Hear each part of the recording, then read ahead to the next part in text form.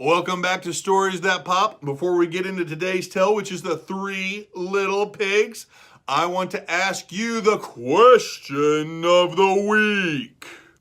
That was weird. If you were an animal on a farm, which animal would you be? Leave your comment below. And don't just say duck, because that would be quackers. A farmer Gus had a problem. A mighty big problem, to be sure. See, he had just ordered a whole herd of chickens, but he didn't have a chicken coop. And unfortunately, he had also just broken his arm falling off of a ladder. He wasn't able to build that chicken coop. Now, he looked around his farm thinking, what can I do to get this chicken coop all ready for these chickens by the time they arrive? And as he was looking around, he saw off in the distance his pig pen. There are three little pigs inside this pig pen, and they had designed some nice fancy homes and abodes out of the mud there in the pigsty. He thought those pigs, they might be right for this job. So he waddled on up over to the pigs and he said, hey pigs, and I said, yeah. He said, can you build me a chicken coop? They all three said, of course we can. We can build anything you want us to. And the littlest one said, yeah.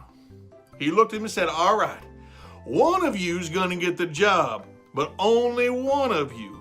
Here's what I want you to do. I want you to go out to the nearby woods and find whatever you can lying around there and build yourselves each a home. Whichever one of you builds the finest, the nicest, the most comfortable home for yourselves, that one's gonna get the job. Yep, that one's never gonna be turned into bacon. That's your prize. You get to build a chicken coop and I'm not gonna eat you. The pigs, we can do it. It's gonna be me. It's gonna be me. And they all left their pig pen and went out to the woods.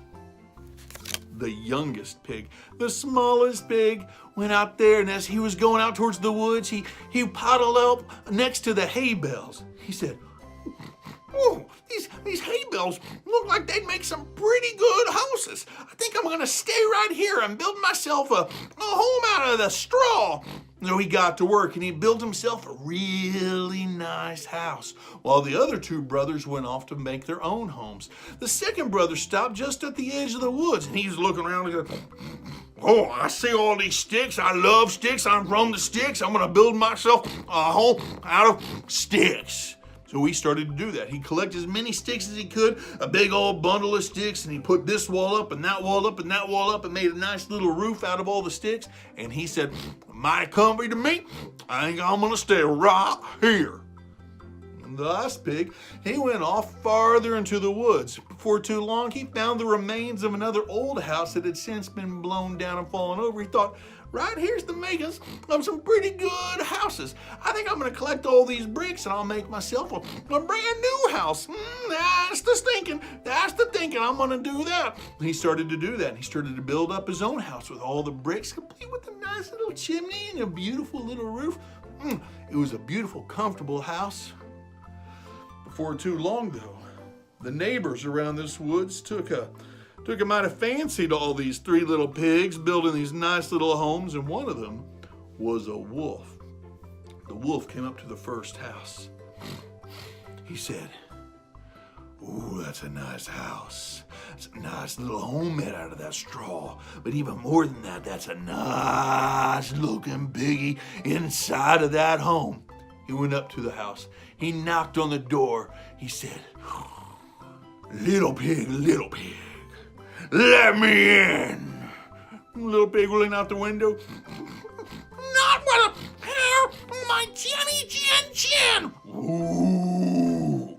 And I'll huff, and I'll puff, and I'll blow your house in. He inhaled deep and he exhaled deeper and blew that house made out of straw. The little pig therein hightailed it off to his second brother, the pig that made his house out of sticks. He ran into the door, shut the door, and said, oh no, the big bad wolf is coming after us. We gotta do something. Not to worry at all. No big bad wolf's ever gonna make it in through my house made out of sticks. No sir, no way, no how. About that time, there was a knock on the door. It was the big bad wolf. He said, "Oh, 2 little piggies for the price of 1. Little pigs, let me in." They both said, "Not but a hair on my chinny chins." Then I'll huff, and I'll puff, and I'll blow your house in. Big inhale followed by a big exhale, and the house made out of sticks caved in. The 2 little pigs, they got away. They ran as fast as their little pig feet could take them to the oldest brother's house, the one who made his house out of bricks. They ran in through the door and they said, "Oh, big brother, the big bad wolf is coming." The wolf can't get in through here. My house is too sturdy. I've laid too strong of a foundation down. About that time, there was a knock on the door. They peered out the window. There was the wolf. He said, 3 pigs now. Ooh, my belly's gonna be nice and full. Little pigs, let me in. My hairs on my chin. Then I'll huff, and I'll puff, and I'll blow your house in. And he inhaled and exhaled, and nothing happened at all. Oh, that's not right. Blow it with me. Nothing happened at all. One more time, and I really need your help if this wolf's gonna knock over this house. Nothing. The house stayed firm. That wolf said, "This isn't right." He looked around. He found some nice lattice work that pig had built, and he climbed up onto the roof and into the chimney. Now the pigs, though, they had heard what he was doing. They thought, "We can outsmart this wolf. That's not a very smart wolf whatsoever, and we're the pigs."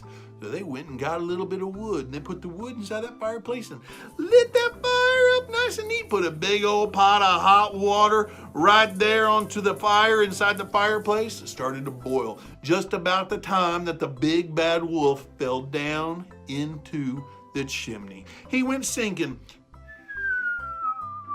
and his tail hit the top of that boiling hot water, and with the boo, he went back up out the chimney and far away into the woods. Once he was far away, those pigs ski-daddled. They went all the way out of the woods, all the way back across the farm, and found Farmer Gus. To which point they said, "You gotta come check out our houses, but I tell you, there's only one left." Farmer Gus went out there with them. He saw the mess of the straw, he saw the mess of the sticks, and then he saw the brick house. He said, "Pigs, this is beautiful. Which one of you made this house?" And the one that did said, I did, sir.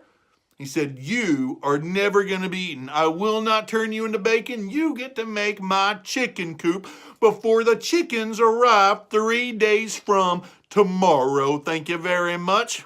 "I can do it," said the pig. He said, "I can do it, but I'm going to need some help. That's not enough time. I need you to let my brothers help me out." "Oh, very well, said Farmer Gus. "But," said the pig, "if they help, you don't get to eat them either."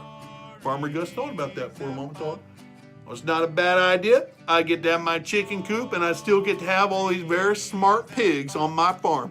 I'll agree to that." He shook their cloven hooves. He said, "Good deal and good day. Thank you very much." The pigs got right to work on the chicken coop before the chickens arrived, and they all lived happily ever after. Hey, don't stop there. There are more great stories only on Stories That Pop. Make sure you subscribe, ring that bell for notifications, and give us a like. See you next week. Until then, keep on popping.